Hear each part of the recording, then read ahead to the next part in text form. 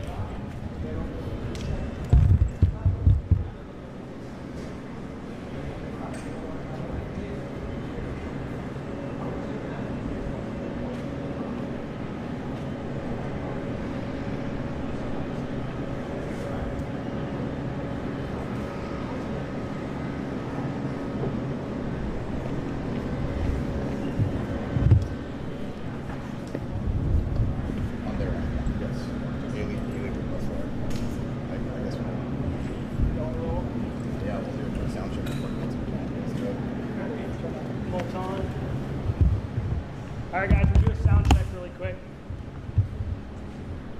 You ready? All right, mic check.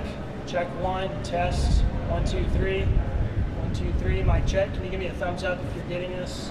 Okay, we're gonna move on to the second mic. Mic check.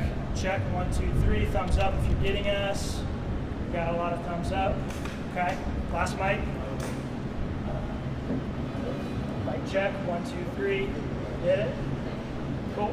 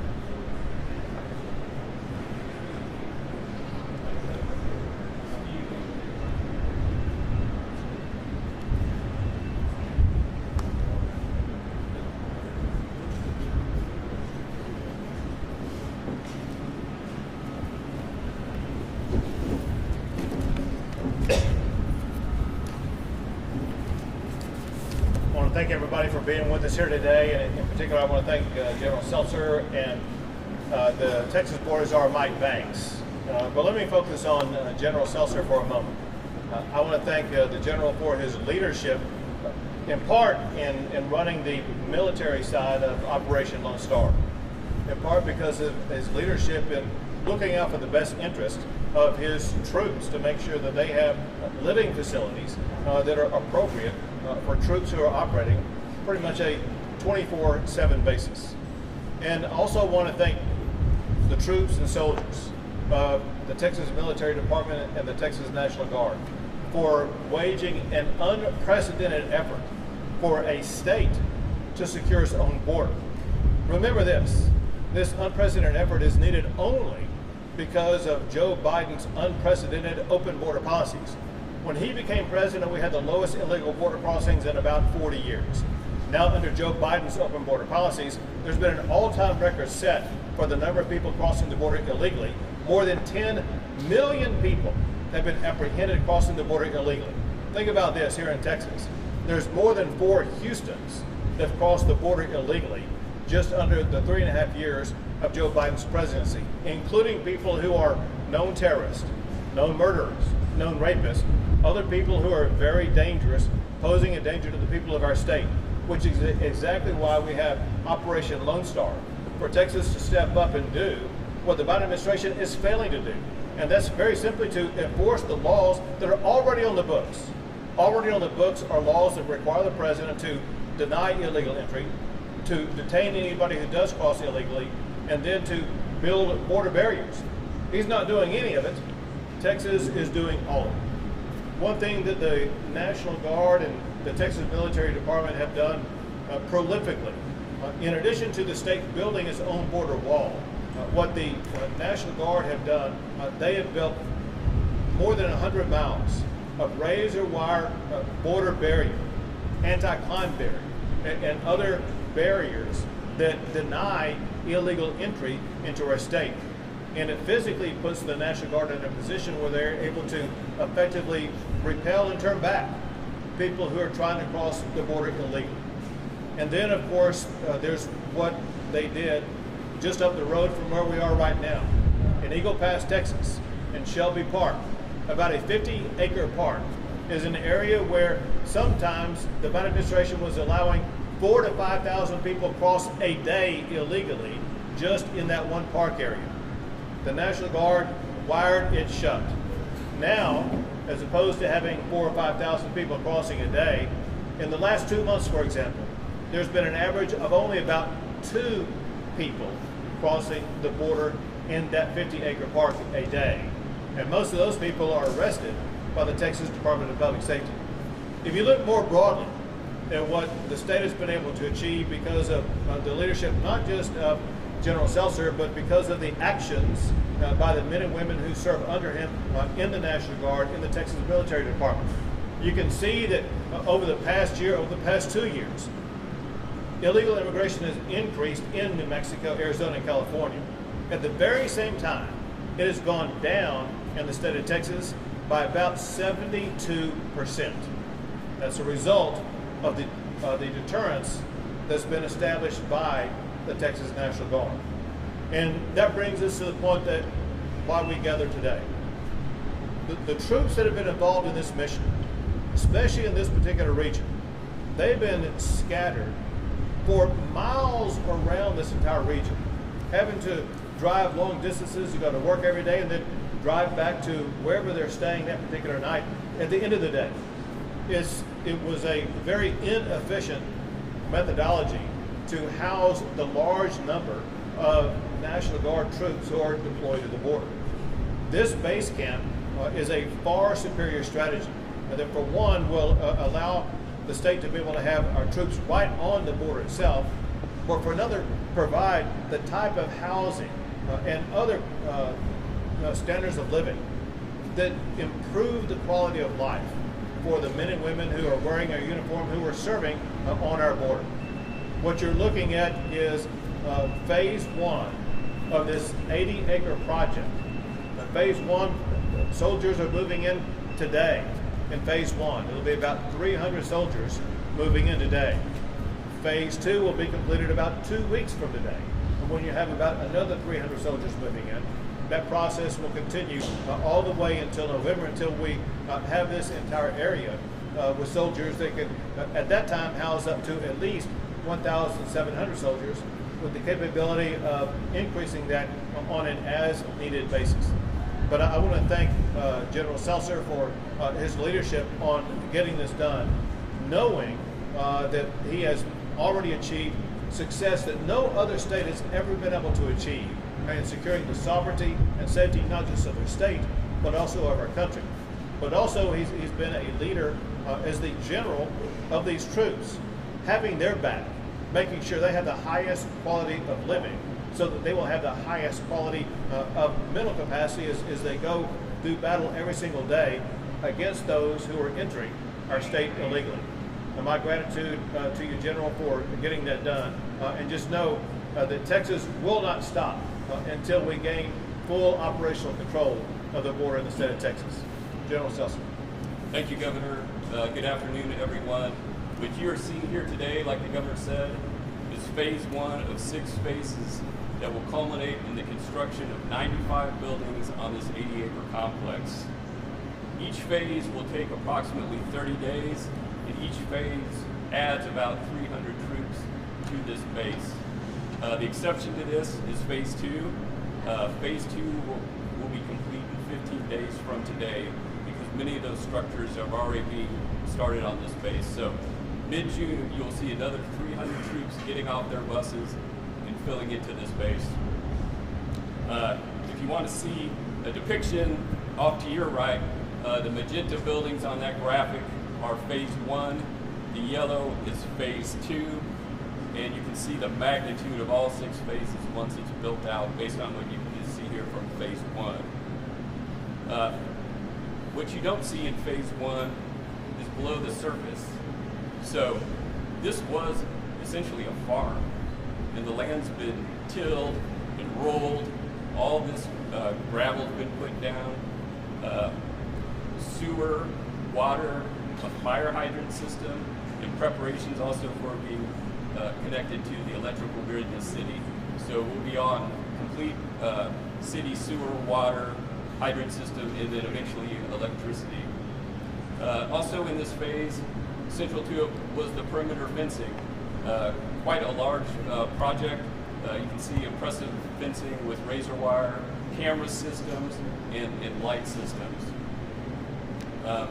Just looking around us here, you have the dining facility. It can seat 700 people at a time. This is a pavilion. The picnic tables you see behind you are really supposed to be here where we're sitting. This can be used for picnic tables, outings, put up a basketball goal, or war formations.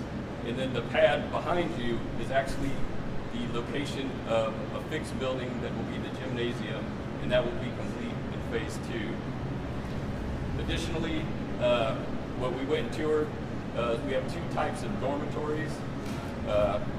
We have the large dormitories with 34 rooms, minimum square footage, and there's 118 square feet.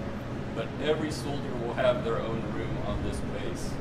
Additionally, we have staff rooms that have a larger bed, have a kitchenette, and have a shower and a bathroom. Again, for one service member. There will be no doubled up service members in this location. I'd like to move on to why we are doing this. The governor already alluded to it. It's operationally more effective and efficient to build this base here. It's right in the middle of the 1,254 miles of border that we're taking operational control of, as the governor said.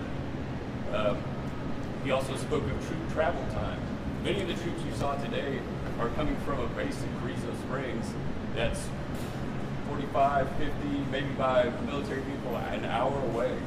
So they have an hour transit time just to get to the border. Some of these 300 troops too are also coming from northern base camps, some 30 minutes to an hour away. So it's operationally efficient to have them on this border. And again, in this area, we're not just taking control and managing Shelby Park. We have 13 projects well north, well south of Shelby Park, where in conjunction with landowners who want to stop illegal immigration on their property, we're putting up anti-climb barrier and concertina wire.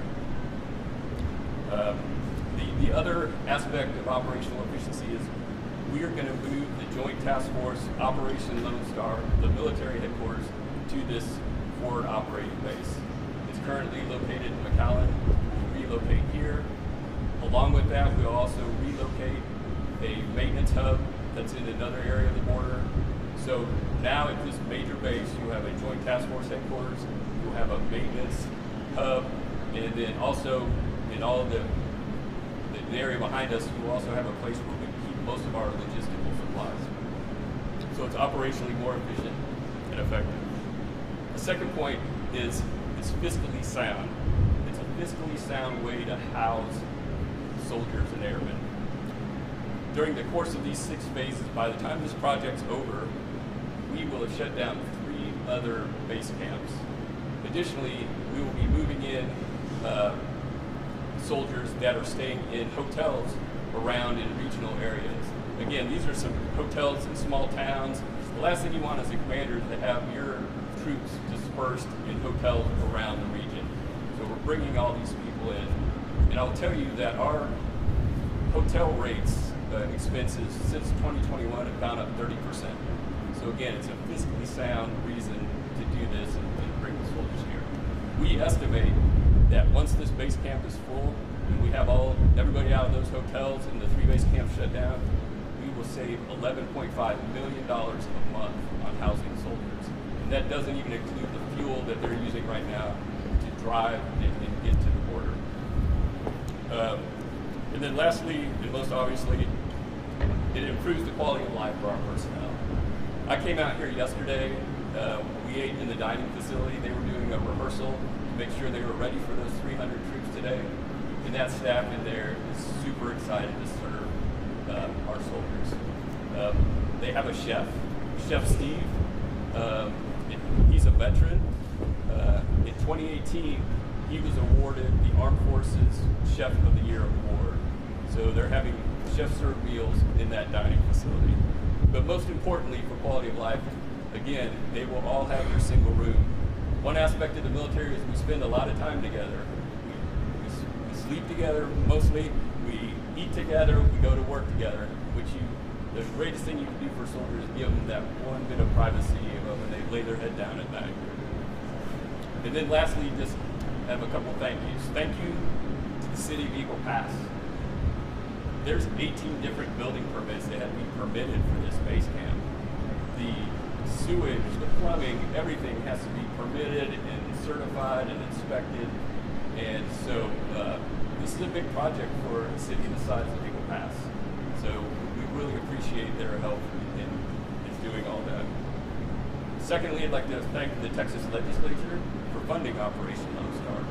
If we weren't appropriately funded, this would not exist because we would have to piecemeal this together, which again is inefficient and expensive. So thank you to the Texas legislature. And then finally, thank you to Governor Abbott. Thank you for your leadership. Thank you for your relentless efforts to secure our border. And most of all today, thank you for taking care of our troops. Absolutely. Thank you, General. So the United States has a United States border czar.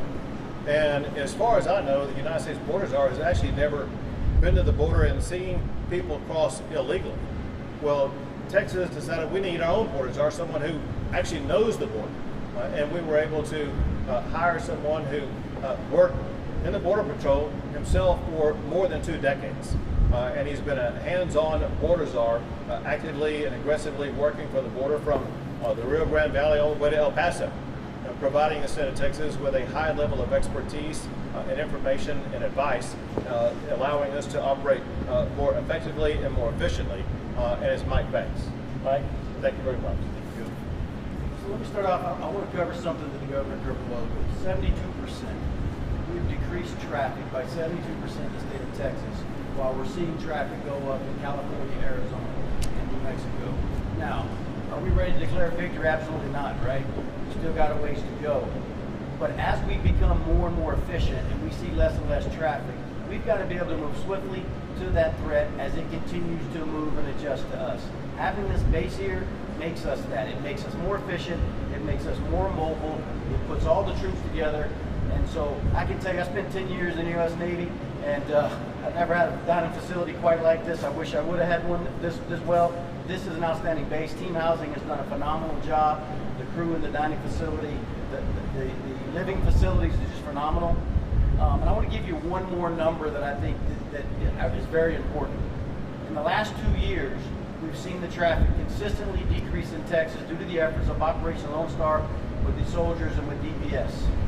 By midnight tonight, Texas will have seen the lowest number of border crossings in 2 years since May of 2022. We're going to keep pushing, we're going to keep adjusting that threat, and having this base here is going to allow us to be that, to be more efficient, to more swiftly move back and forth, and it's just smart for taxpayers because, like the General said, we are saving taxpayers millions of dollars while improving the quality of life for our soldiers, right, who are continuing to fight and do this mission. And so we're going to keep pushing hard, we're going to keep adjusting to the threat, and this is going to help us be more efficient in doing so. Thank you very much. We'll take a few questions.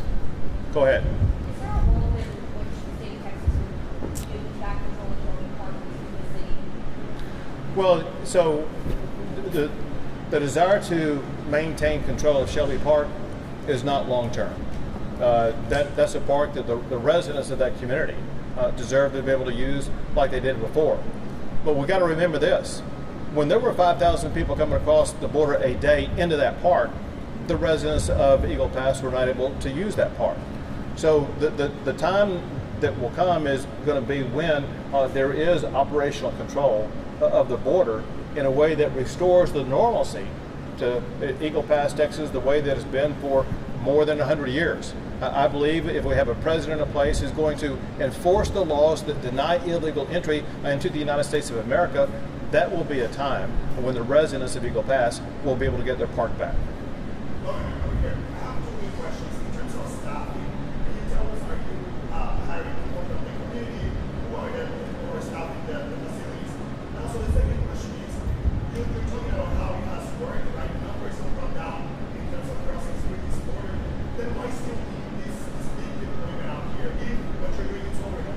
Sure.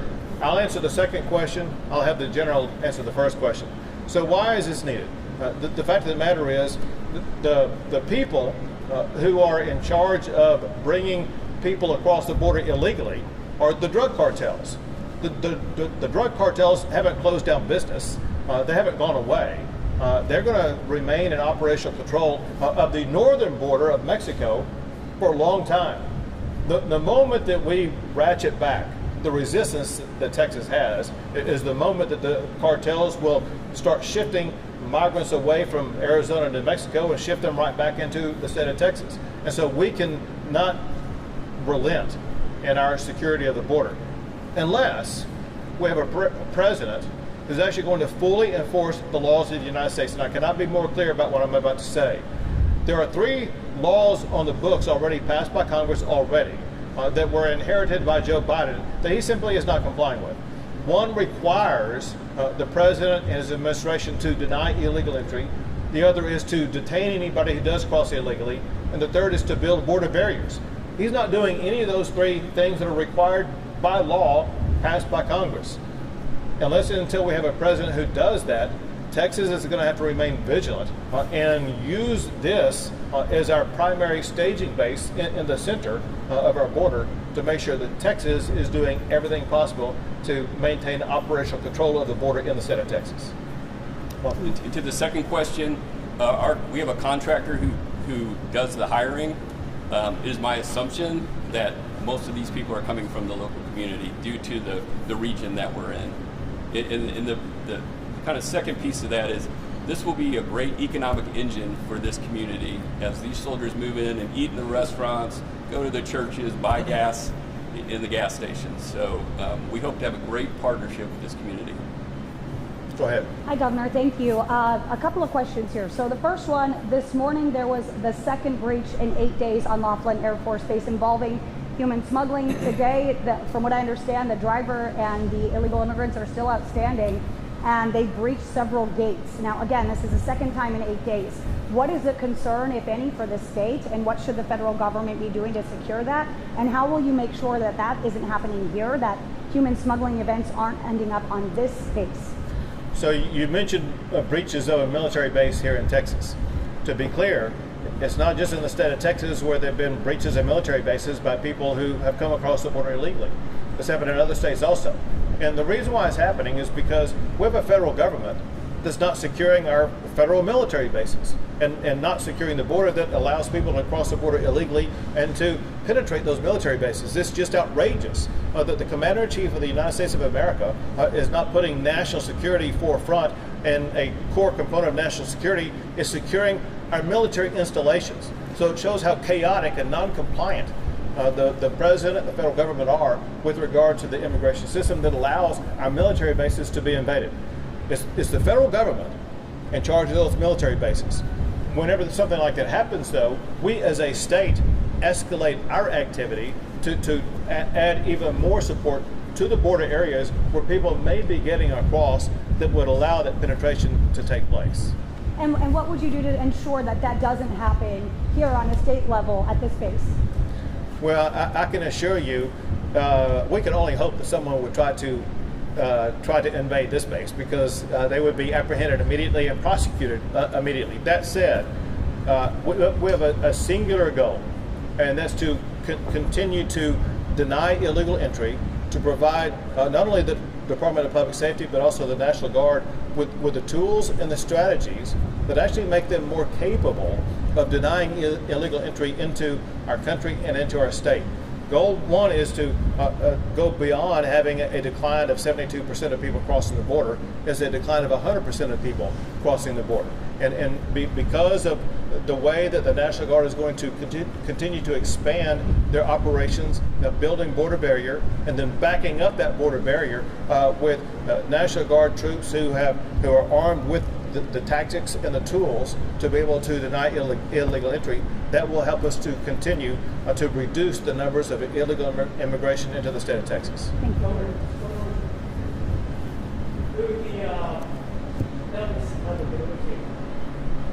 Some people might say this is just symbolic, that they cannot do anything with it, that they don't have authority to arrest or to shoot. In real life, what these men can do? What are the rules of engagement, if they are, for them? You say if they are what? I mean, what I'm saying is, okay, the person's strength. Is this just some show of strength in the way that because of they're in uniform, military, that may be a parent? What is, can they arrest people? Can they shoot people? What can they do? What they cannot? So the Texas National Guard, Texas Military Department, working in conjunction with the Texas Department of Public Safety, together they have proven that they can successfully deny illegal entry into the state of Texas, into the United States, and those who do make it in are arrested and put in jail. It's a criminal violation for people to cross the barriers that have been constructed by the Texas National Guard is criminal trespass that will land them in jail, and that will make them subject to deportation, to repeat offender status, to all kinds of things that can increase any future imprisonment for any future violation. So what they're doing, they being the National Guard and Texas Department of Public Safety are doing, is proven by the reduction of crossings, by going from 5,000 to only 2 people a day crossing in Eagle Pass in Shelby Park, from the reduction of 72% of people crossing illegally in the state of Texas, while at the very same time the cartels have shifted those crossers to New Mexico, to California, to Arizona. So it's going up in other states that are posing no resistance, but it's going down in the state of Texas, where we have denied illegal entry into our state. So let's say they declining, it's okay, that they're unarmed, let's say they find from cartel people, can they shoot that? So arrests are made all the time. People who are working in collaboration with the cartels, the number of smugglers who've been arrested by the Texas Department of Public Safety has gone up, which I'm surprised about for this reason. I signed a law that imposes a mandatory minimum of 10 years behind bars for any of these smugglers who are arrested. Despite that law that's going to put these people behind bars for a very long time, the number of arrests of people on the Texas side involved in smuggling who work in collaboration with the cartels has gone up. Our job is to make sure we continue to make those arrests until we get all those people off the streets. One more question. How much of the border, Abbott County border, is the military department securing along with the DPS? Yeah, so how much of the Maverick County border is secured? Yeah.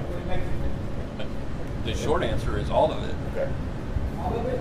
Yes. So we have troops along the Maverick County border, and again, where It should be marked out. Correct. exactly, and what I talked about is we have 13 projects either completed or underway or in the works. Thank you. All right. Is this facility on an as-needed basis, or is it a permanent facility that, if and when the war crisis is over, we use for other things? So listen, no one knows the future of what's going to happen.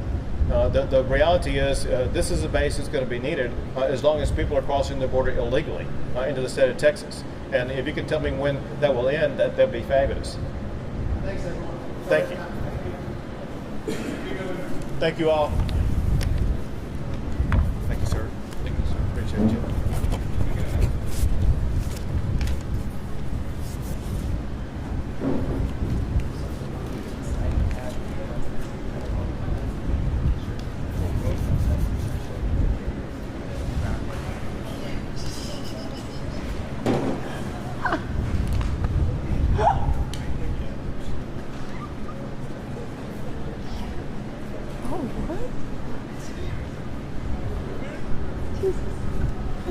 Lord. Oh, Lord.